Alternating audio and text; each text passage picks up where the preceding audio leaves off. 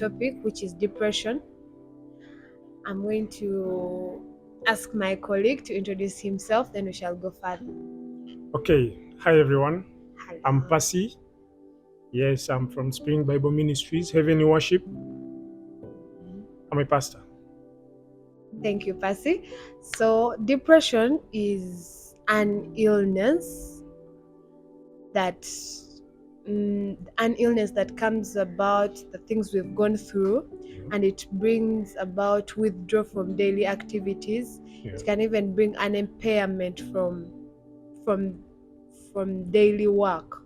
Probably you were singer, you were swimmer, you're an athlete, and this illness comes that is caused due to different factors of life. Okay.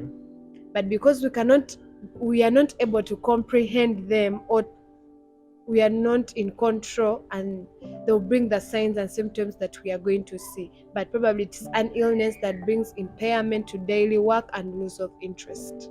Wow. Yeah, so Percy is going to also elaborate more about the definition, then we shall look at the signs and symptoms later Okay. on. I understand depression as a state of being hopeless, Yeah. being helpless, a state whereby someone thinks it's the end. Depression has existed even before. We have read about it in the Bible. Yeah. There is no one who is free from depression. Everyone goes through depression. Yes. Now, it comes up in a way that we tend to judge ourselves.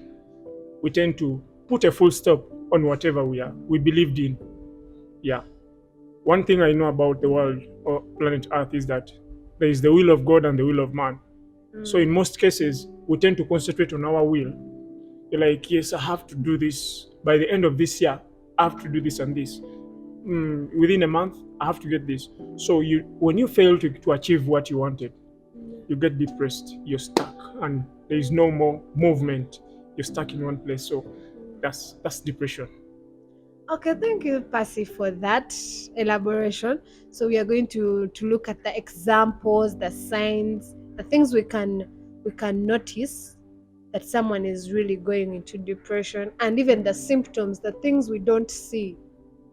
But if that someone ever went for help, Yeah. and they talk to the person in charge, the person can know before even, maybe it's not a sign, Okay. but if you talk to a professional can identify that symptom that probably someone is going through depression. So one of the examples is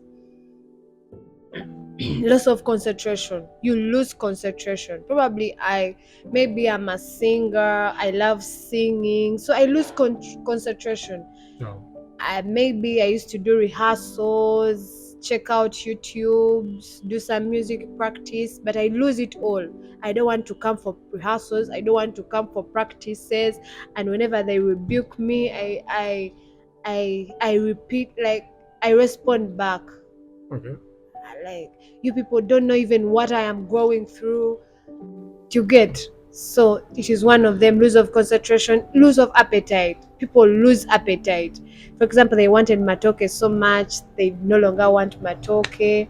Oh. So even another thing, people lose weight. So this depression is a very bad situation because it eats you up before you know it. Because you cannot realize you're losing weight, but the public can notice something is going on with Baby. She's losing weight. So there are a lot of examples that we are going to share. So Percy, tell us more examples about depression. Okay. When you're talking about the signs, we talk of there is a time whereby you tend to isolate yourself Yeah. from whatever you used to associate with before. To give an example, if I had a company of friends, you're my friend, we always fellowship together, we associate, we share things, maybe, secrets. But because I'm depressed, or I'm not sure of something, I tend to judge myself, and I'm like, so I don't come to you on a daily. We used to fellowship on Sunday, but I don't go to church. It is because someone is depressed. I'm stuck somewhere, and I don't have anyone to talk to. True. Besides isolating yourself, there is a symptom of judgment. You judge yourself. Mm. Yeah, you can judge yourself. You judge the friends you're with, the community, the parents. We always have these words we always mention that nze banzaala bubi oba nazaalibwa mu family enjavu, you know. Yeah. Yeah, nasoma ne Babi, but yes, she's working. Yeah, and Yeah, I'm not nasoma ne working. Dixon, but Dixon nabagaya alina ne motoka and I don't have, you know. You Yeah. tend to compare yourself with others. At the end of the day, you judge yourself. Yeah, sure. Then the other point is that we have thoughts, suicidal thoughts. Yeah, you now begin saying, if I get 500 today, I'm going to buy poison and maybe I kill myself. I commit Yeah. suicide. Let me get a rope simply because you feel you're at the end, you're at the edge, you know, you don't have any more movement, yet we have God. So, Percy, in one, Yeah. I like. Can you give us a life example, or it can be about you, or your friend, or your relative. Like, we want to really get to that point. Maybe someone out there is going through that, and they don't know it is really depression. But if you give an Okay. example of something that has already happened, maybe to you or anyone. Okay, this has happened to me. Okay. Yeah, it is a testimony, it is my life.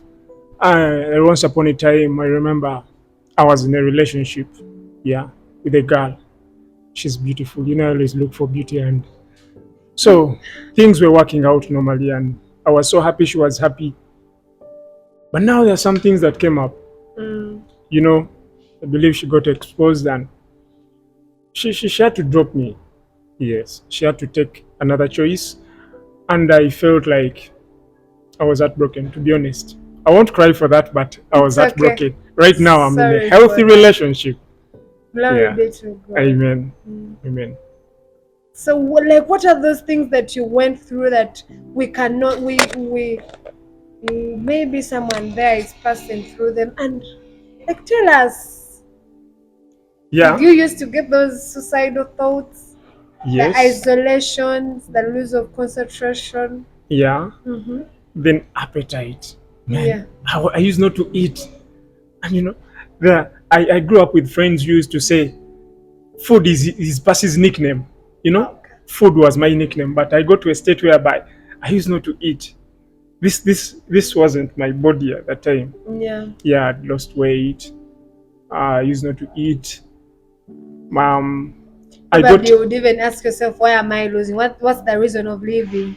yeah, yes, but that was a question. And then I got to drugs. I used to do drugs. I used to booze. Yes, my family got to know it at a later state that I used to booze. They used not to know about it. But even my girlfriend, the person who broke my heart Hmm. at that time, she also got to realize that Percy is boozing after the breakup, Okay. you know. So I used to do all sort of things, and I was a night walker. Yeah. You know, I was a party animal. Hmm. You know, I thought I opted for things that would temporarily work for me. You know, yeah. I looked for solutions that were just working out for a short period of time. Yeah. You go to a bar, you have what you call the happy time.